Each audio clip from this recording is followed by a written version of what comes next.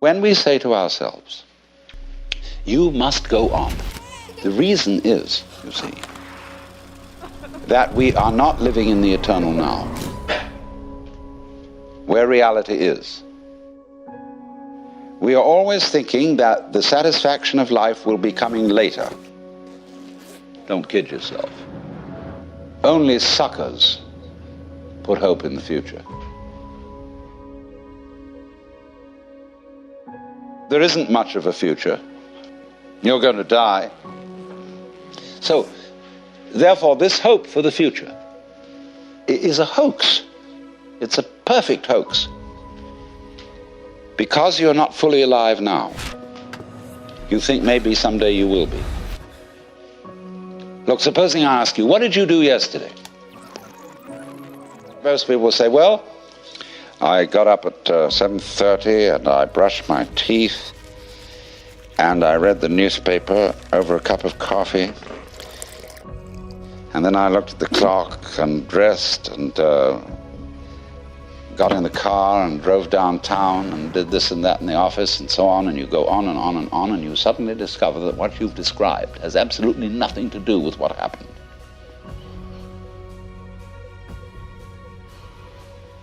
You've described a fleshless list of abstractions, whereas if you were actually aware of what went on, you could never describe it. Because nature is multidimensional, language is linear. Language is scrawny.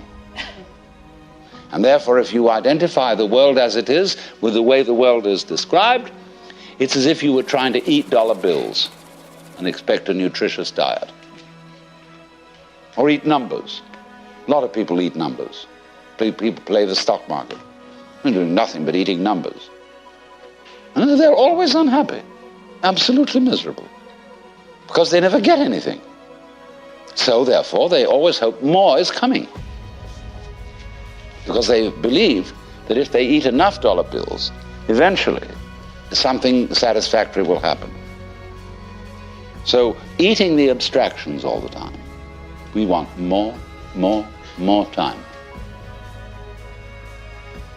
Confucius very wisely said, a man who understands the Tao in the morning may die with content in the evening.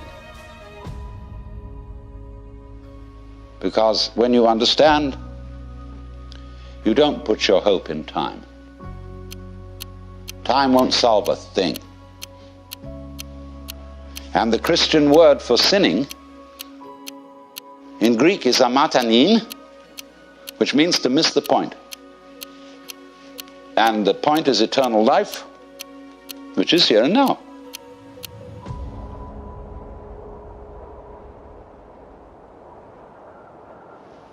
But until there is silence of the mind, it is almost impossible to understand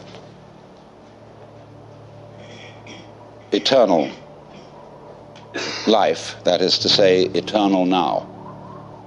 When you are fully aware and not thinking, you will notice some amazing absences. There is no past. Can you hear anything past, incidentally? Can you hear anything future? They're just not there to the plain sense of one's ears. Well, I remember in the Sermon on the Mount that Jesus said a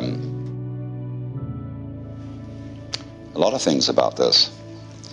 Consider the lilies of the field, how they grow. They toil not, neither do they spin. And yet Suleiman in all his glory was not clothed like one of these. And if God so clothes the grass of the field, which today is and tomorrow is cast into the oven, shall he not much more clothe you, faithless ones? Wow. So, do not worry about tomorrow, saying, what shall we eat, what shall we drink, or how shall we clothe ourselves? Oh, the rabble seeks after these things. Sufficient to the day is the worry of it. Nobody ever preaches a sermon on that text. Never. I've heard lots of sermons, and never one on that one. Because people say, look, that's all very well because Jesus was the boss's son. And he knew, you see, that he was really in charge of the universe. And he had nothing to worry about. But we have to be practical. Oh? What do you suppose the gospel was? The good news. Do you know it never got out?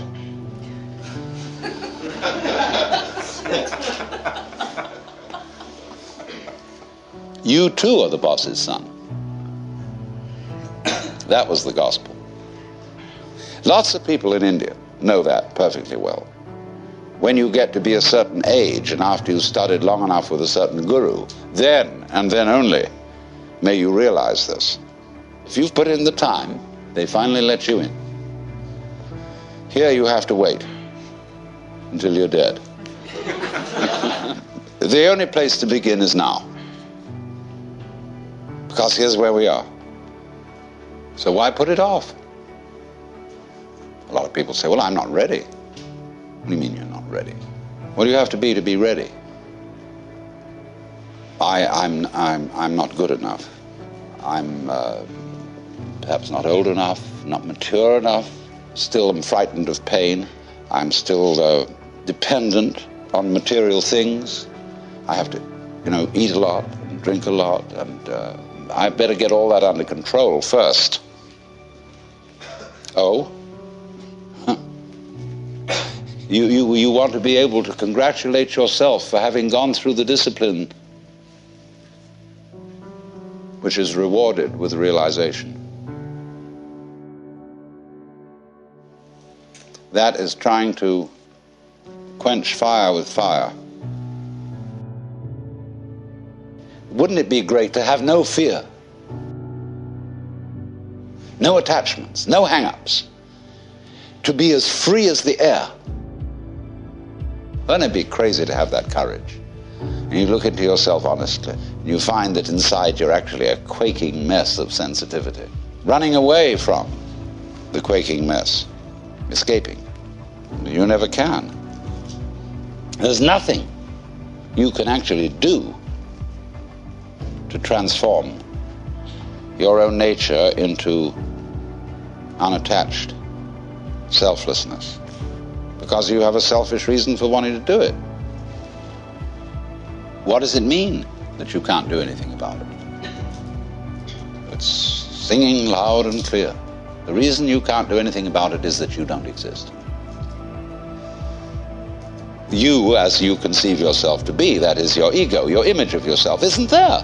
It doesn't exist. It's an abstraction. Well, when you understand that, you're liberated. There's the happening, the suchness, yes, sure, you bet. But it's not pushing you around because there's no you to be pushed around. So, this illusion of the persecuted ego who is pushed around by fate, it's altogether disappeared. And so, likewise, the illusion of the ego who pushes fate around has also disappeared. There's a happening. By dying to yourself, by having become completely incompetent and found that you don't exist, you're reborn. You become everything. In the words of Sir Edwin Arnold, foregoing self, the universe grows I.